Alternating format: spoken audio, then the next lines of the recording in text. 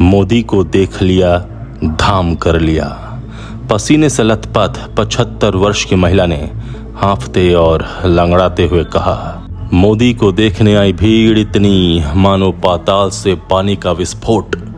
360 degree तक जहां भी नजर आती हर तरफ भीड़ उफान पर थी। घाटशिला से ही मोदी ने दाग दिया झारखंड से रायबरेली तक गोला। सलाखों के पीछे मुख्यमंत्री से लेकर मम्मी की सीट तक को भेद डाला।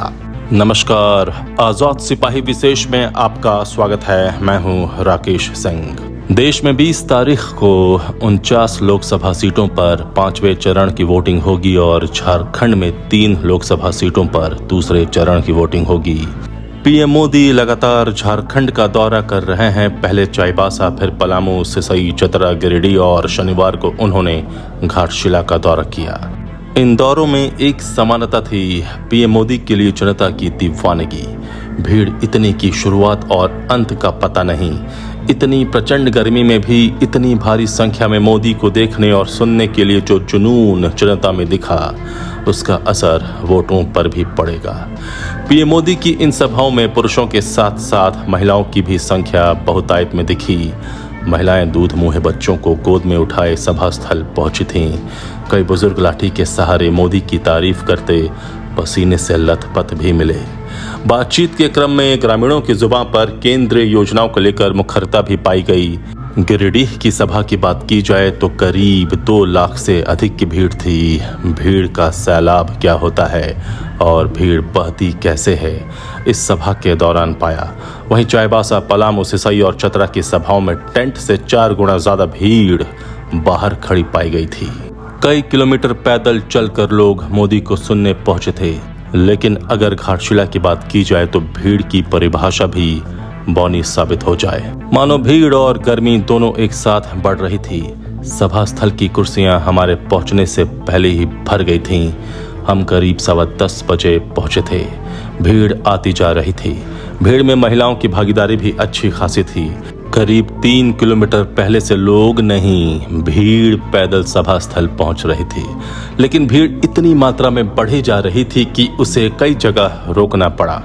प्रशासन से गुजारिश की गई कि भीड़ को आने दिया जाए, उसे भी पीएम को सुनना है। जब सभा स्थल पर हमने अपना स्थान ग्रहण कर लिया, तब नेताओं का भाषण चल रहा था। उस दौरान अमर कुमार बावरी, सुदेश महतो, विद्युत वरण और अर्जुन मुंडा ने भाषण दिया। समय 11 बजे प्रधानमंत्री नरेंद्र मोदी का हेलीकॉप्टर दिखना शुरू हो गया। हेलीकॉप्टर की आवाज मात्र से ही जय श्री राम के नारे गूंजने लगे। मोदी मोदी के शोर से सभा स्थल गूंज गया। करीब 11:18 पर पीएम मोदी मंच पर आए। मोदी को देख जनता जय श्री राम और मोदी मोदी के नारे लगाने लगी। मोदी के एक एक वाक्य पर जनता तालियां और शोर मचा रही थी। इस सभा में महिलाएं भारी संख्या में दिखीं। बुजुर्ग महिलाओं की संख्या भी बहुत थी। जब मोदी का भाषण खत्म हुआ और सभा स्थल से लोग निकलने लगे, तब असली नजारा तो यहाँ से शुरू हुआ। भीड़ ऐसे निकल रही थी मानो पाताल से कभी न बंद होने वाली पानी की धार बस निकली जा रही थी। लेफ्ट राइट 360 डिग्री तक जहां भी नजर जा सकती थी, भीड़ ही दिखाई दे रही थी। सड़क पर नजारा ऐसा कि मानो समंदर में दूर बहती लहरों की धार। भीड़ में विकलांग भी थे, जो एक पैर के सहारे कई किलोमीटर की दूरी तय कर मोदी को देखने आए थे। पानी के लिए चापाकल भी हाँफ गया था।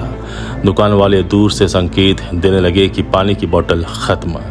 एक दुकान में कोल्ड ड्रिंक्स मिल रहा था, वहां चींटियों की भांति भीड़। मुझे भी कोल्ड ड्रिंक पीना था, आखिर एक पीस बचा था, ले लिया।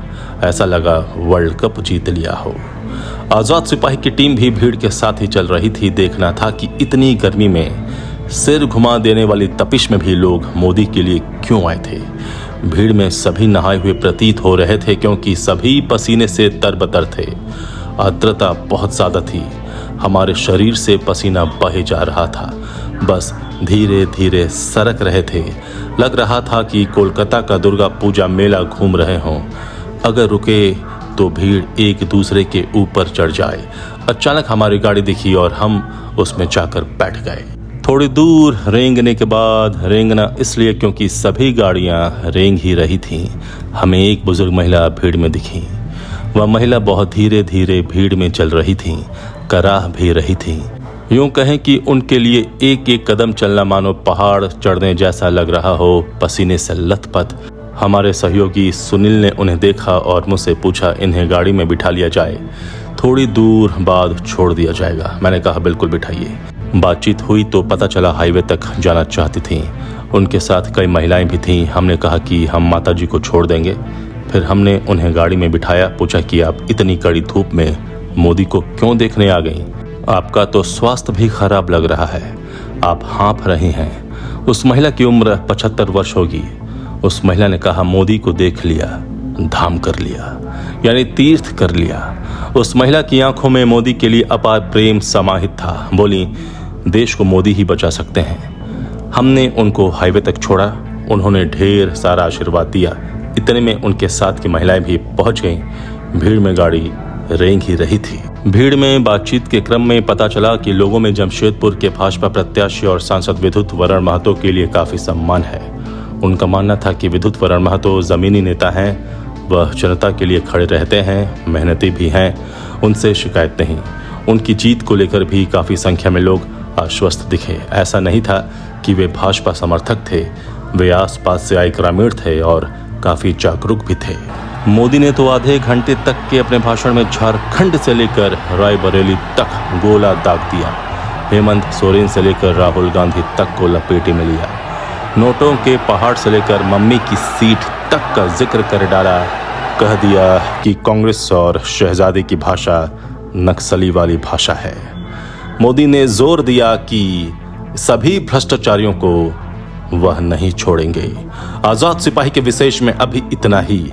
आप हमारे इस YouTube चैनल को जरूर सब्सक्राइब करें और भी अधिक खबरों के लिए पढ़ते रहिए अपना लोकप्रिय दैनिक अखबार आजाद सिपाही। धन्यवाद।